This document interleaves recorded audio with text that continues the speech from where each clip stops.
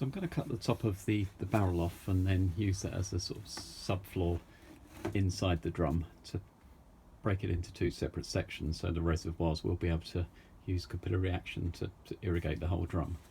But rather than having what would in effect be two separate drums with a subfloor splitting into two, I'm going to drill a number of holes in those so it's permeable. So for instance, if you irrigate from the top, or if it rains, the water will be able to permeate down into the lower reservoir as well.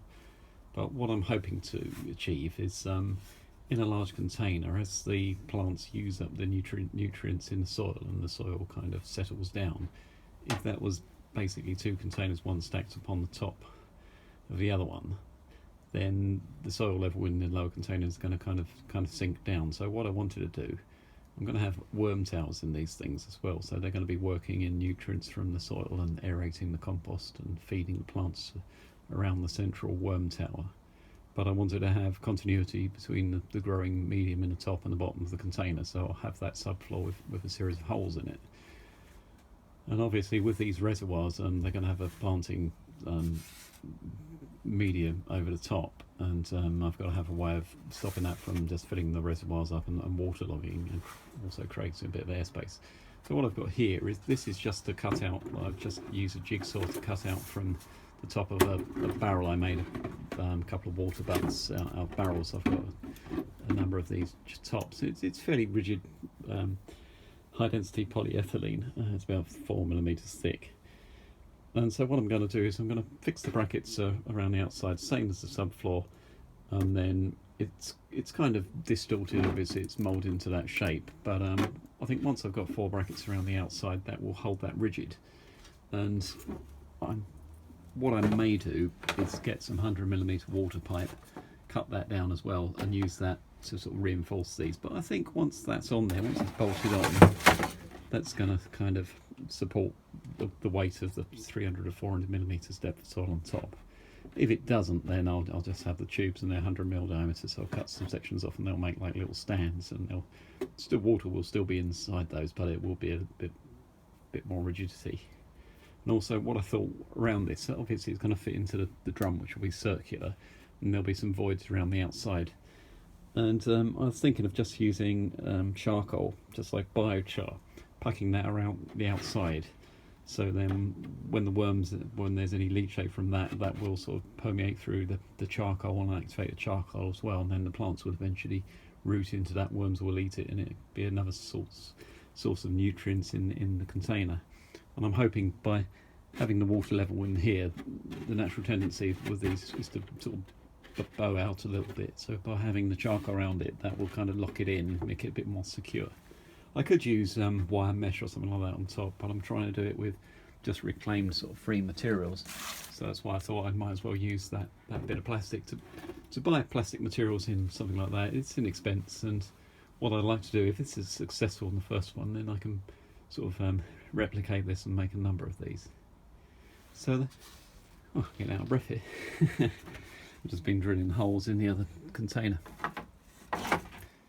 So another thing I'm thinking of doing is having the empty tube just as a sort of extra means of support. But what I may do is get something like 50mm or even 40mm, just possibly drain pipe, depending on what I can kind of pick up. I didn't really want to invest a lot of money in this, I just wanted to try it out. If I can do it for free, all the better. So possibly something about 50mm that would fit inside these holes. That would help to retain that. And then what I may do is just use one of those shower scrunchy things, like a loofah thing, untie it, because actually they're like a sock, and then line the tube with that sock, and then fill that with perlite, which is a good wicking media. So then I can just have perlite coming through there, and that will wick the moisture up into the bed. And depending on the size or the number of those, you can wick faster or slower. So it's a kind of balance to find the right amount of moisture for that bed. But with these things, it's capillary action.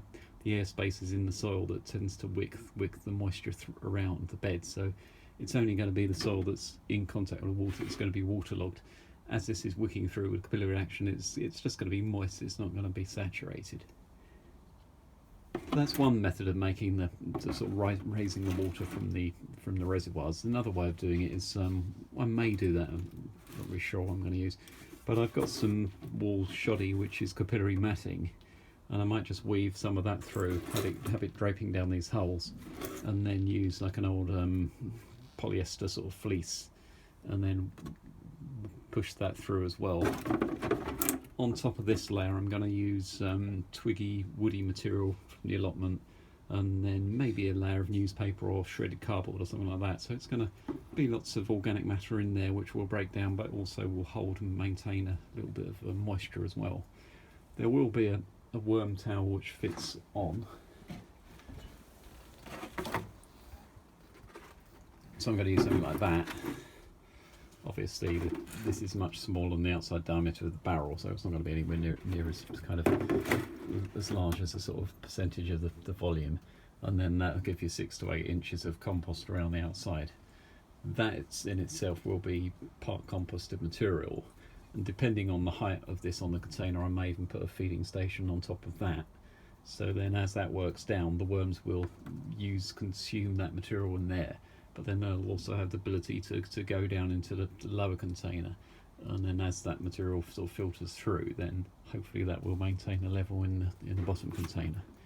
So that's the idea. I think it's going to be quite successful, but obviously with these things you've got to build it all, you've got to get it all set up, and then it's only really after you've been growing that you can kind of think, well, there wasn't quite enough moisture, it needed lots of additional food, it needed sort of, maybe the soil was too free draining, or it held too much moisture, so you've got to kind of play around with grit and drainage and aeration. I may have some aeration vents in the side of the barrel just around where the reservoir is, because I think that creates more of a sort of micro sort of climate, micro sort of habitat. But I kind of like the idea of this. It looks a bit scrappy. I mean, I just jigsawed that out from the top of the barrel. I wasn't thinking of using that, but then I was looking around for things to use, and I thought, hang on a minute, that might be quite good. I can put a bolt hole there, and one on either side, and then that will fix into the container. I'll just have to get some brackets or some angle iron or something like that, but that'll just be bolted through. I think just having that bolted in place, and I might even do it that way up, so it's like a kind of natural arch, so the weight of the soil will be fighting that spring, so it's not going to tend to just sort of dish down. But having that slightly above the level in the reservoirs as well, it's going to give you that airspace as well, which is good. Okay, so that's more of these 25 litre containers, slightly different application, but I think it's quite good, because what I wanted to avoid, if you just got a water butt or a 55 gallon barrel that's full up with water, if worms sort of fall down into that or work their way down the outside of the barrel, they're just going to end up in that reservoir. So I kind of liked having these as separate little tanks, and then having that depth of soil and organic matter around it. So in a way you've got sort of almost like a lasagna bed in addition to all the other kind of worm tower as well. So it's going to be interesting. I've worked out the whole pattern. I'm going to draw on a grid sort of as per sort of square foot gardening. I'm going to do 16 holes, so 4 by 4 holes on each square foot. I'm going to make the holes about 40 millimeters diameter. Not entirely sure how I'm going to plant this thing up, because it is a learning curve, but I think I'm going to grow into sort of separate little plugs, and then things like lettuces and I don't know, pak choi. I'll do those as individual plug plants, and then the 40 mil holes will be large enough for the plugs to go into. And so I'm hoping I'll probably wrap a little bit of newspaper around it to make like a little funnel, push the plants in, and then compact a little bit of soil around them. But then they'll have that nice sort of irrigation in there to keep them going. So I think they should grow quite well. But one of these things, it is a sort of learning curve. But what is quite nice is having these as separate containers, where it comes to, because the idea is this is going to be able to rotate this in the whole barrel. You've got a hole in the centre, so I'm thinking if I use an office chair, I can kind of make, I can physically modify the bottom of the barrel. I can bolt through and have the sprung column of the chair as a sort of reinforcement So that's going through the centre of this piece as well. So it's kind of, will anchor it all together as well, and then it keeps it kind of low down. So that's my thinking. But obviously, if you've got a reservoir just in the barrel itself, you can't start drilling holes and putting nuts and bolts and things through, because you want to keep it watertight. So I think having these separate gives you a few more options in terms of how you're going to mount that base. Obviously you could use bail arm crate sort of trolleys and things like that, or any sort of wheeled base to wheel this along, but obviously office chairs are always being chucked out. The upholstery looks tatty, people get rid of them, but the bases themselves are fairly sturdy. Okay, so I'll post some more videos as this gets planted up. But what I might do, some of my plants over winter I'm growing sort of hardy sort of succulent plants, because then it's a good kind of like having plants growing, getting some sort of soil life going in the soil, and just testing it out over winter as well. Obviously things aren't growing quite so fast, but in these sort of conditions, even succulents, they'll keep ticking over. So it's a nice way to sort of get some sort of return onto the time spent making things and modifying and designing these things. Okay, well thanks for watching again, and hope you found this video of use.